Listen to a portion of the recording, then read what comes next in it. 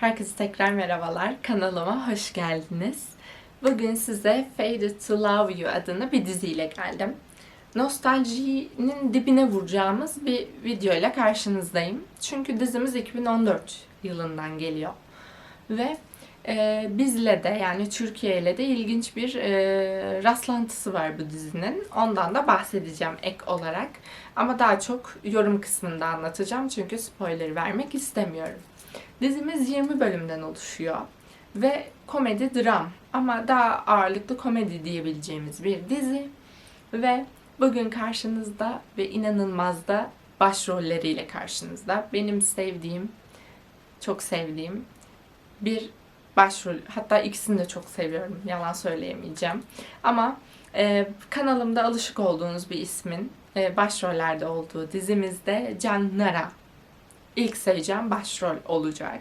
Kendisini canlandırdığı karakter çok pasif, saf, tertemiz bir karakteri var dizide.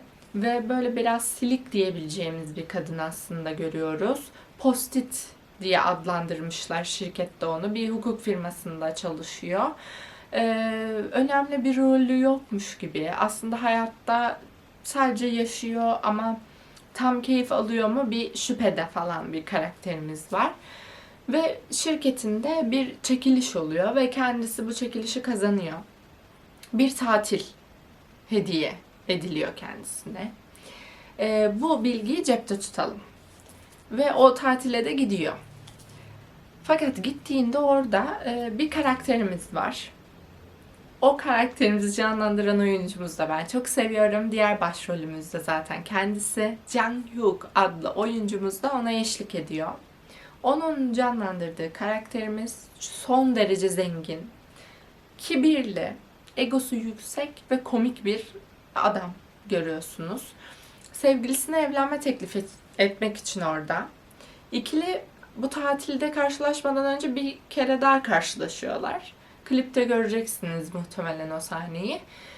Karakterimiz yüzük alırken ilk karşılaşıyor ama birbirlerini de çok aslında tanıyacak gibi bir noktada değiller yani. Hani bir çarpışırsınız da böyle dikkat etmezsiniz ya karşınızdaki insana. O tarzda düşünebilirsiniz.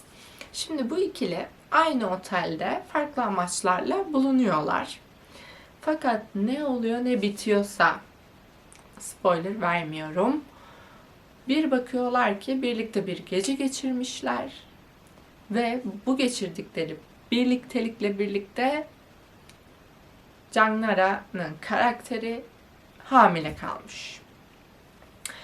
Tabii ki bu hamilelik olayı, etrafı, olayları, kişileri birbirine iyice böyle karıştırıyor. Karman çorman bir hava var. Birbirinden zıt iki aile var, iki karakter var her şeyden önce. Yani başrol olarak da kadın ve erkeğin bu kadar zıt olduğu nadir dizilerdendir bu. Fakat sevdiğimiz temalar bunlar diye düşünüyorum. Ve dizimiz alevlenmeye başlıyor tabii ki. Bu ikilinin işte nasıl evriliyor yolculukları, neler geliyor başlarına, buraya nasıl gelmişler, hamile nasıl kalınmış, bunların hepsini izleyerek öğreneceksiniz ve eğleneceksiniz de. Şimdi bu kısmı isterseniz atlayabilirsiniz ama minik bir bilgi vereceğim, çok uzun değil. Şimdi bu dizi bir Tayvan dizisinden uyarlama. Fakat o Tayvan dizisini biz de uyarladık. Bizim ülkemizde No 309 olarak uyarlandı. Fakat Faded to Love ve No 309 izlediğinizde direkt birbirlerine benzemiyorlar. Çünkü biz uyarlamadan uyarlamamışız. Öz hikayeden uyarladığımız için tabii ki uyarlama zaten kopyalama değil, değişiklikler yapılıyor. Fakat biraz böyle yorum kısmında kültürümüzün farklılıkları, bu erkek kadın karakterin bile ne kadar farklı işlendiğini bahsetmek istiyorum ama yorum kısmında anlatacağım size bunu. O yüzden şimdi size klibe uğurlamak istiyorum. Yorum kısmında görüşelim ve lütfen izlemeye gelin.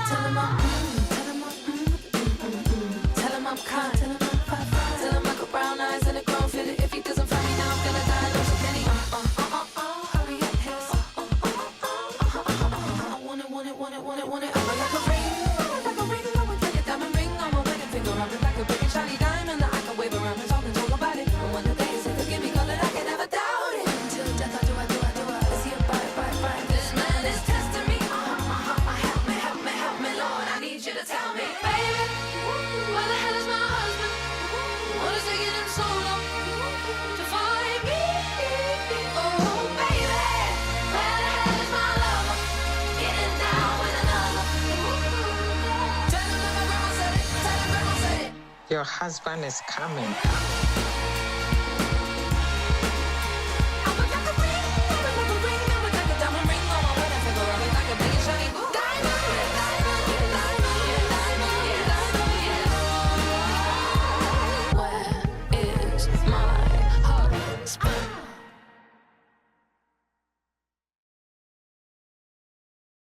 Evet, şimdi öncelikle diziyle ilgili kısmı halledelim.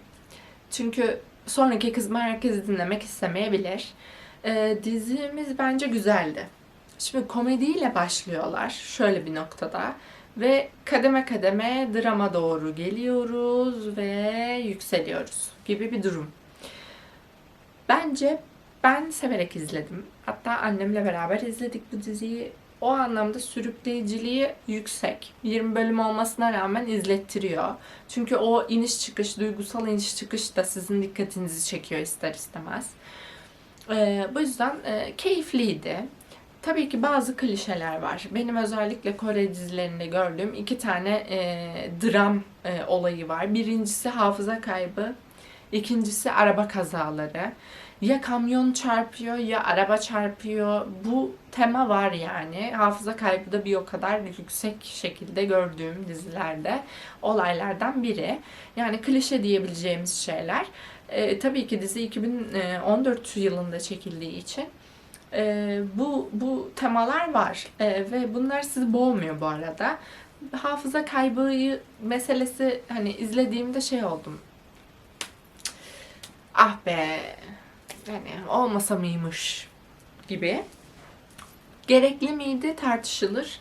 Ama güzel olmuş. İzledik yani. Bu da bir gerçek şimdi. Hiçbir sahneyi de atlamadık yani. İzlettirdi kendini. Onun haricinde tabii ki çiftin işte ilk başta birbirini çok da seven bir pozisyonda değiller. Hatta yani Canlara'nın karakteri seviyor da Lee Gun çok oralarda değil.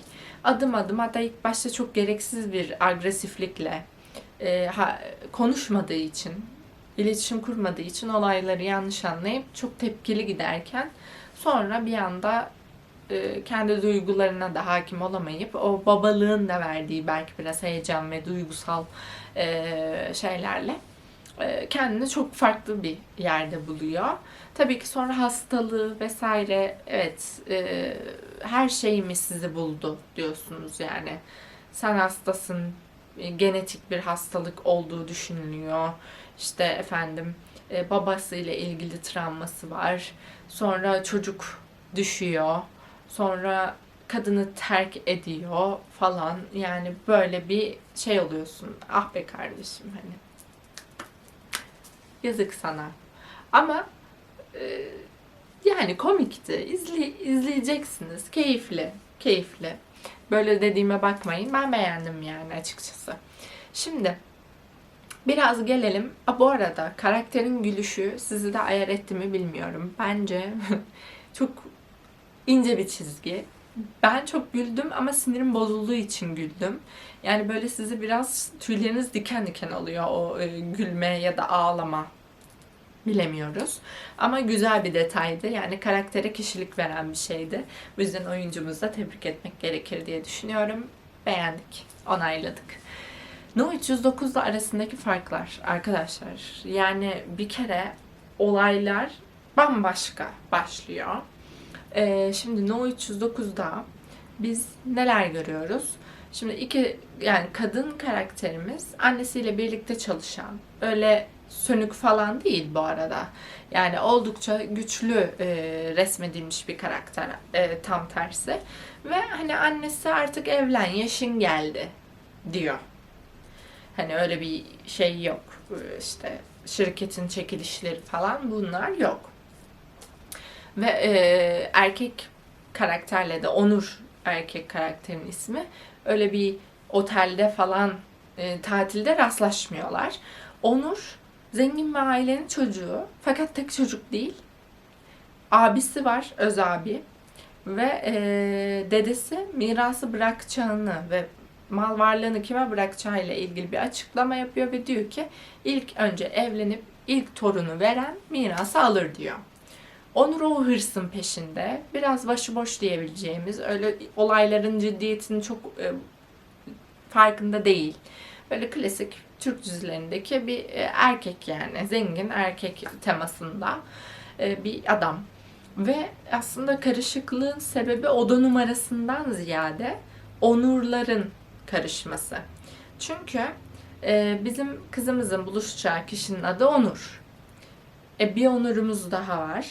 Fakat diğer onur trafikte geç kalınca ve zengin olan Onur'un da buluşacağı kadın o kazaya karıştığı için ikisi bir araya geliyorlar. İkisi de birbirini yanlış anlıyor, evet. Ama beraber içiyorlar. Kimse kimseyi ilaçlamıyor falan. Böyle bir olay yok yani. Sonrasında o gecede birlikte oluyorlar ve hamile kalıyor. Yani olay bu anlamda şaşırtıcı. Çünkü çizilen hikaye komple farklı bir boyutta. Ve tabii ki Onur evlenmek yoluna giriyor. Çünkü mirası almak istiyor. Fakat bizdeki bölümlerde kayınvalidenin, işte o böyle bizde klasik temadır bu ya. Oğlumdan ayrılacaksın. Hani seni sevmiyorum. Seni işte fakir kız falan. Hani sen benim oğluma denk misin gibi entrikalar, ayırma çabaları, fitne, fesat falan var bizim tarafımızda. Öteki tarafta Faded to Love You'da büyük anne görüyoruz. Yani babaannesi karakterin çok mutlu evlilikten bir kere. Veyahut yani karakterimiz mirasın peşinde falan değil. Çünkü zaten başında.